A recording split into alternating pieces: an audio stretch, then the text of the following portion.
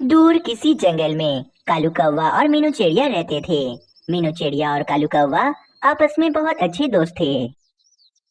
कालू कवि, कल मैंने तुम्हारे घर भोजन बनाकर भेजा था। तुम्हें कैसा लगा भोजन? मीनू चिड़िया, तुम तो जानती हो ना कि रानी कवि को भोजन बिल्कुल भी बनाना नहीं आता, लेकिन फिर भी वे हर समय मुझे बातें ही सुनाती रहती है। और मैं और राजू कौवा तो उसका बनाया हुआ बेस्वाद भोजन खा खा कर परेशान हो गए हैं। वो तो अच्छा हुआ कि कल तुमने स्वादिष्ट भोजन बनाकर भेज दिया। तुम्हारा बनाया हुआ भोजन खाकर तो बहुत ज्यादा मजा आ गया था हमें। हाँ कालू कवि, ये बात तो तुमने बिल्कुल ठीक कही। रानी कवि को तो भोजन बिल्कुल भी बनाना नहीं आता है, लेकिन फिर भी तुम्हें रानी कवि को समझाना चाहिए। हाँ मीनू चिड़िया, कुछ ना कुछ तो सोचना पड़ेगा इस बारे में मुझे। अच्छा चलो कालू कवि, अब हमें अपने अपने घर चला चाहिए। मुझे मानव चिड़ी के लिए भोजन भी जाकर बनाना है। चलो ठीक है, फिर मिलते हैं दोबारा कभी। फिर मीनू चिड़िया और कालू कौवा अपने अपने घरों को चले जाते हैं। अरे अरे कालू कवि, वो देखो, वहाँ उस पेड़ के नीचे किसी नन्ही चिड़िया को बांधा हुआ है। फिर मीनू चिड़िया और कालू कौवा उस नन्ही सी चिड़िया के पास जाते हैं और उसे पेड़ से खोल देते हैं। अरे नन्ही चिड़िया, तुम्हें यहाँ पर किसने बांधा हुआ था? और तुम्हारा परिवार कहाँ है? मेरा नाम सोनू चिड़िया है और मुझे एक जालिम चील ने पकड़ लिया था और यहाँ पर लाकर बांध दिया था।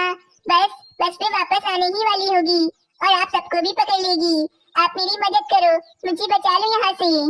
मीनू चिड़िया, हमें फौरन इस नन्ही सी चिड़िया को लेकर यहाँ से भागना होगा, वरना वे बाजू चील यहाँ आकर हमें भी पकड़ लेगी। फिर मीनू चिड़िया और कालू कौवा सोनू चिड़िया को लेकर मिट्ठू महाराज के पास चले जाते हैं। अरे कालू कवि, मीनू चिड़िया, ये तुम किस नन्ही चिड़िया को लेकर यहाँ पर आ गए हो? इससे पहले तो मैंने कभी इस नन्ही चिड़िया को हमारे जंगल में नहीं देखा। मिट्ठू महाराज, इस नन्ही सी चिड़िया के परिवार पर बाजू चील ने हमला कर दिया था और शायद इसके मम्मा और पापा को भी मार दिया होगा। अब इसका कोई नहीं है यहाँ पर। और तो और पता ही, हम इस नन्ही सी चिड़िया की बड़ी ही मुश्किलों से उस चील से जान बचा कर ला रहे हैं। बहुत बुरा किया इस नन्ही चिड़िया के साथ। अब किसी न किसी पक्षी को, सोनू चिड़िया को अपने साथ अपने घर में रखना होगा, वरना इसका ख्याल कौन रखेगा? मिट्ठू महाराज, अगर आप कहें तो मैं सोनू चिड़िया को अपने घर पर अपनी बेटी बनाकर रख लेती हूँ। नहीं मीनू चिड़िया, तुम तो वैसे भी बहुत गरीब हो और तुम्हारा तो एक बेटा भी है ना। तुम उसके लिए इतनी मुश्किल से भोजन ढूंढती हो, तो इस बेचारी नन्ही चिड़िया के लिए भोजन कहाँ से ढूंढोगी? मिट्ठू महाराज, मैं सोनू चिड़िया को अपने घर पर रख सकता हूँ और इसका बहुत अच्छे से ख्याल भी रखूंगा मैं। चलो ठीक है कालू कौवे, तुम रख लो सोनू चिड़िया को अपने घर पर अपने साथ। बस फिर कुछ देर के बाद कालू कौवा सोनू चिड़िया को लेकर अपने साथ अपने घर पर आ जाता है। अरे रे कालू जी, ये आप किस चिड़िया की बेटी को उठाकर हमारे घर ले आए हैं? रानी, इसका नाम सोनू चिड़िया है और शायद इसके माँ बाबा मर चुके हैं, इसीलिए मिट्टू महाराज ने इसकी जिम्मेदारी मुझे सौंप दी है। अब ये चिड़िया हमेशा मेरे साथ मेरी बेटी बनकर रहेगी।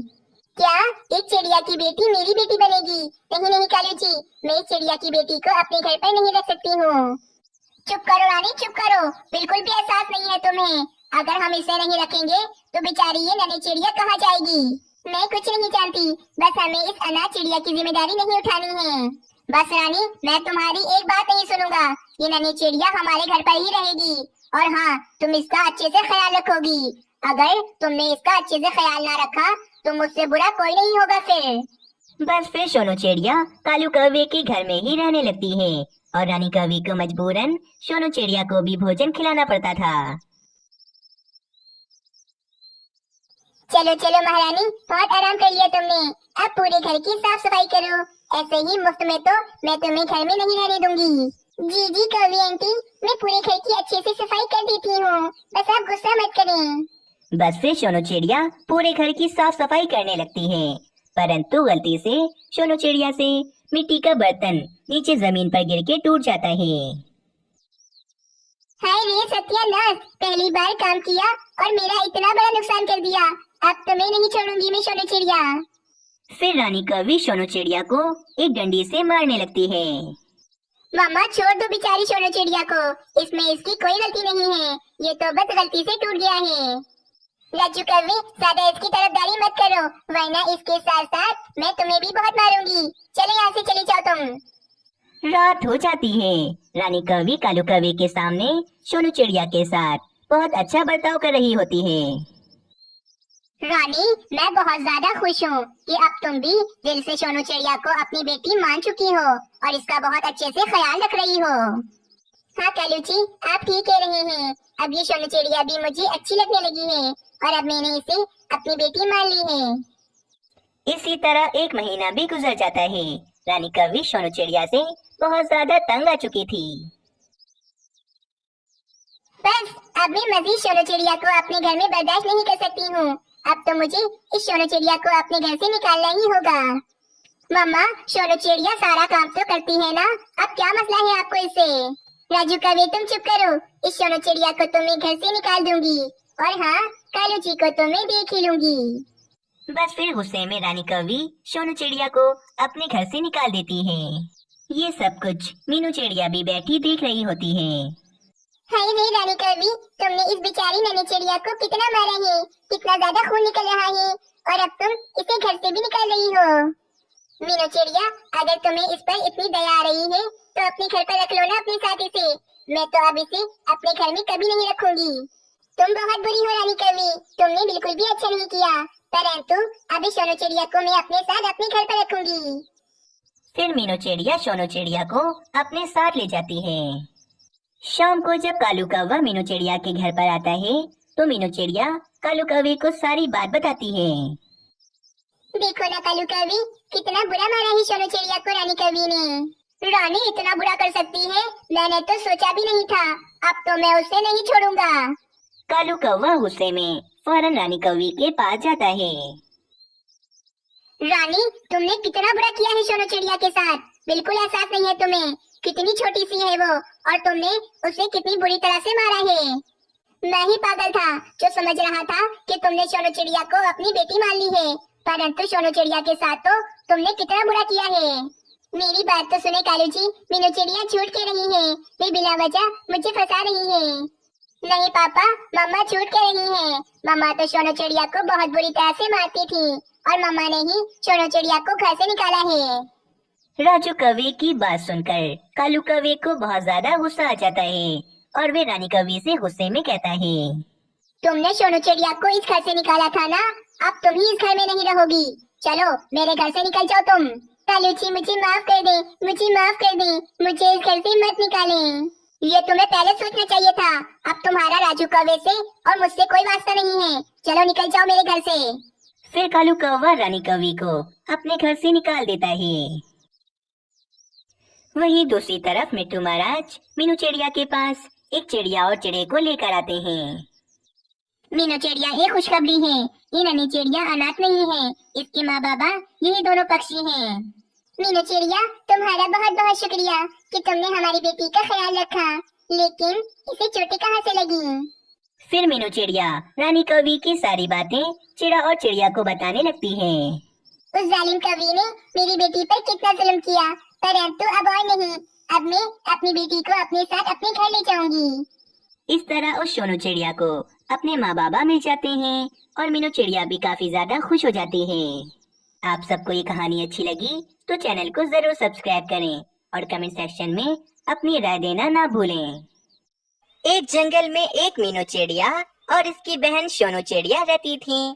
वे दोनों हमेशा एक दूसरे की बहुत मदद करती थीं। मीनू चिड़िया अपनी बहन सोनू चिड़िया से बहुत अमीर थी और इसके पास अपना एक गंदम का खेत और बड़ा सा घर भी था। एक दिन की बात है, एक दिन सोनू चिड़िया की तबीयत कुछ ज्यादा खराब हो जाती है, इसीलिए मीनू चिड़िया सोनू चिड़िया के पास आती है। मेरी बहन, तुम्हारी तबीयत अचानक इतनी ज्यादा खराब कैसे हो गई है? तुम्हारा बेटा सोनू चिड़िया तो अभी बहुत छोटा है।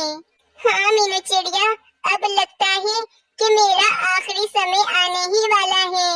मेरा बेटा सोनू चिड़िया अभी बहुत छोटा है, क्या तुम इसका अच्छे से ध्यान रखोगी? अरे बहन, ये तुमने कैसी बात कर दी? जैसे सोनू चिड़िया तुम्हारा बेटा है, वैसे ही मेरा भी बेटा है। मीनू चिड़िया की बात सुनकर उसी समय सोनू चिड़िया की मृत्यु हो जाती है। फिर मीनू चिड़िया अपनी बहन की आखिरी इच्छा के मुताबिक सोनू चिड़े को अपना बेटा बनाकर इसे अपने घर में रख लेती है। समय बीतता गया।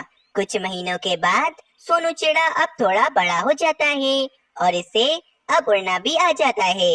और तो और मीनू चिड़िया ने अपना एक अंडा भी दिया होता है। अरे मीनू चिड़िया, मैं बहुत ज्यादा ही खुश हूँ। तुमने अंडा दिया है और अब इस अंडे में से कुछ ही दिनों बाद एक नन्हा सा चिड़ा भी आने वाला है। सोनू चिड़े, अब बस कुछ ही दिनों में तुम्हारा एक भाई भी आने वाला है। मैं बहुत ज्यादा ही खुश हूँ। हाँ मम्मा, मैं भी बहुत खुश हूँ। जब वे अंडे में से निकलेगा तो मैं इसे उड़ना भी सिखाऊंगा और इसके साथ बहुत मस्ती करूंगा। उसी जंगल में एक कालू कौवा भी रहता था, जिसकी मीनू चिड़िया के साथ बहुत ही पक्की दोस्ती थी। कालू कौवा बहुत ही ज्यादा चालाक और लालची था। कालू कौवा किसी भी पक्षी से दोस्ती बिना मतलब के नहीं करता था। कालू कौवे, अच्छा हुआ कि तुम आ गए। बस एक तुम ही हो जिससे मैं अपने सारे गम और खुशियाँ बांटती हूँ। तुम मेरे बहुत अच्छे दोस्त हो। मीनू चिड़िया, मैंने तुम्हें बताया था ना कि मुझे कुछ दिनों के लिए दूसरे जंगल जाना है अपने भाई से मिलने। इसीलिए मैं अपने भाई से मिलने के लिए जा रहा हूँ। मैं कुछ दिनों के बाद वापस आ जाऊंगा। अजी, मैं भी आपके साथ ही चलती, परंतु मेरे साथ मेरा ये अंडा भी है, वरना मैं भी आपके भाई के पास रुकने के लिए जाती। कोई बात नहीं मीनू चिड़िया, अगली बार तुम भी साथ चलना। चलो अब मैं चलता हूँ। कालू कौवे, तुम मीनू चिड़िया का ध्यान रखना। ये कहकर मुनमुन चिड़ा दूसरे जंगल अपने भाई के पास चला जाता है। अरे मीनू चिड़िया, ये तो बताओ, आज तुम इतनी ज्यादा खुश क्यों लग रही हो? कालू कौवे, बस कुछ ही दिनों के बाद मेरे इस अंडे में से एक नन्हा सा चिड़ा आने वाला है और फिर मेरे गंदम के खेत और मेरे इस घर का हकदार मेरे दोनों चिड़े होंगे। कालू कौवा मीनू चिड़िया की ये बात सुनकर बहुत ज्यादा ही जल जाता है और मन ही मन सोचता है, मैं तो कब से मीनू चिड़िया का इतना बड़ा घर और इतना बड़ा गंदम का खेत हथियाने के पीछे लगा हूँ। पहले ये सोनू चिड़ा कम था, जो अब इस अंडे में से एक नया चिड़ा आने वाला है। अरे वाह मीनू चिड़िया, ये तो बहुत खुशी की खबर है। मैं बहुत ज्यादा खुश हुआ हूँ। अगले दिन सोनू चिड़ा काफी ज्यादा उदास एक पेड़ पर बैठा होता है कि कालू कौवा सोनू चिड़े को उदास देखकर उसके पास जाता है। सोनू चिड़े, क्या बात है भाई, तुम इतने ज्यादा उदास क्यों बैठे हो? बताओ मुझे। मीनू आंटी जो मेरी असल मम्मा नहीं है, इन्होंने हमेशा मुझे अपना बेटा ही समझा है, परंतु आज मुझे अपनी असल मम्मा की बहुत याद आ रही है। सोनू चिड़े, ये जो तुम्हारी मम्मा मीनू चिड़िया है ना, ये इतनी भी अच्छी नहीं है जितना कि तुम समझते हो। क्या मतलब है आपका, मुझे बताइए। अरे मेरे भोले चिड़े, ये जो मीनू चिड़िया के पास आज इतना बड़ा घर और इतना बड़ा गंदम का खेत है, ये मीनू चिड़िया का नहीं बल्कि तुम्हारी असली मम्मा सोनू चिड़िया का था। लेकिन तुम्हारी असली मम्मा के मरने के बाद तुम्हारी मम्मा की सारी जायदाद मीनू चिड़िया ने हथिया ली। सोनू चिड़े को कालू कौवे की बात कुछ अच्छी नहीं लगती और वे सोचता है, कालू अंकल तो मेरी मम्मा के सामने कितने अच्छे बने रहते हैं और आज ये उनके पीछे मुझसे कितनी बुराइयां कर रहे हैं। मेरी मम्मा बहुत अच्छी हैं। मुझे कालू अंकल की बात पर बिल्कुल भी भरोसा नहीं है। कालू अंकल, तो फिर मैं अपनी मम्मा से वे गंदम का खेत और वे घर कैसे वापस लूंगा? सोनू चिड़े, जो मीनू चिड़िया ने अंडा दिया है और उसमें से जो एक नन्हा सा चिड़ा आने वाला है, तुम उस अंडे को ही तोड़ दो ताकि तुम्हारी जायदाद का कोई हकदार न बन जाए। ठीक है कालू अंकल, मैं ऐसा ही करूँगा। इतना कहकर सोनू चिड़ा फौरन मीनू चिड़िया के पास चला जाता है और मीनू चिड़िया के पास आकर कालू कौवे की सारी बात बताने लगता है। आप तो कालू अंकल को अपना कितना अच्छा दोस्त समझती थी, परंतु कालू अंकल तो ये अंडा तोड़ने का कह रहे हैं। मुझे तो यकीन ही नहीं आ रहा, कालू कौवा मेरे सामने कितनी अच्छी अच्छी बातें करता है और मेरे पीठ पीछे मेरी कितनी बुराइयां करता है। मैं समझ गई हूँ, कालू कौवा यही चाहता है कि मेरा बड़ा सा घर और मेरा भी गंदम का खेत भी कालू कौवा हथिया ले, लेकिन मैं ऐसा कभी होने नहीं दूंगी। फिर मीनू चिड़िया सोनू चिड़े को अपना उपाय बताती है। जंगल में रात भी हो जाती है। कालू अंकल, आपके कहने के मुताबिक मैंने अपनी मम्मा को मार दिया है और मैंने इनका अंडा भी तोड़ दिया है। अब सारी जायदाद मेरी हो जाएगी। अरे वाह सोनू चिड़े, क्या बात है।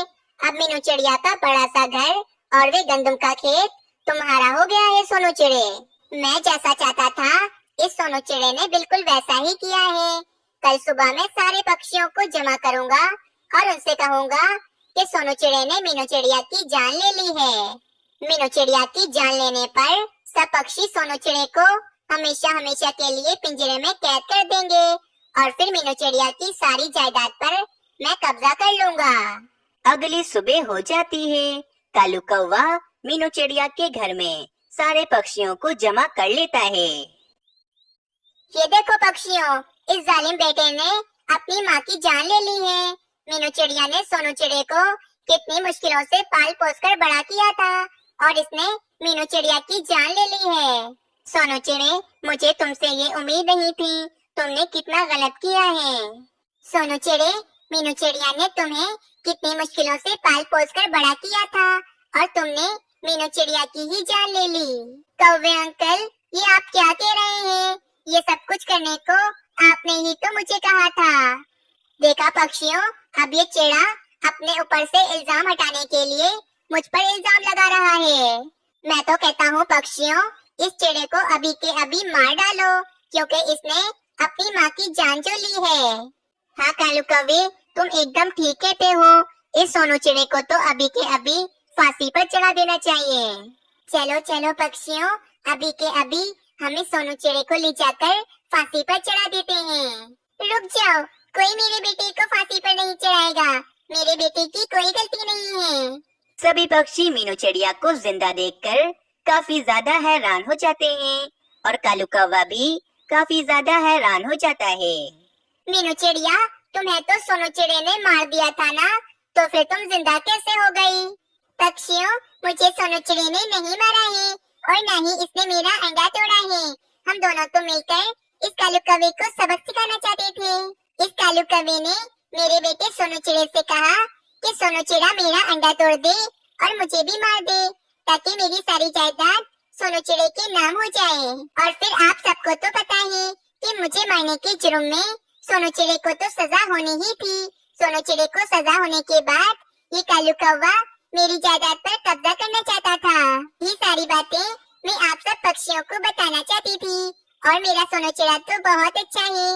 इसने तो कालू कौवे की सारी बातें मुझे आकर बताई थी। अब कालू कौवे की सारी पोल पट्टी खुल चुकी थी और कालू कौवे को समझ में नहीं आ रहा था कि कालू कौवा अब इन सब पक्षियों से अपनी जान कैसे बचाए। कालू कौवे, तुम तो मीनू चिड़िया के कितने अच्छे दोस्त थे और तुम मीनू चिड़िया के साथ ही कितना गलत कर रहे थे। तुम्हें तो सजा होनी चाहिए। पक्षियों, मैं तो कहता हूँ कि कालू कौवे को अभी के अभी हम पिंजरे में कैद कर देते हैं, वरना कल को कालू कौवा ये सब कुछ किसी और पक्षी के साथ भी कर सकता है। फिर सभी पक्षी मिलकर कालू कौवे को एक पिंजरे में कैद कर देते हैं और कालू कौवे को अपनी गलती की सजा मिल जाती है। इस कहानी से हमें ये सीख मिलती है कि हमें कभी भी बिना सोचे समझे किसी पर भी इल्जाम नहीं लगाना चाहिए और कभी भी पूरी बात जाने बिना किसी पर भी इल्जाम नहीं लगाना चाहिए। अगर आप सबको ये कहानी अच्छी लगी तो चैनल को सब्सक्राइब करें और कमेंट में अपनी राय देना ना भूलें।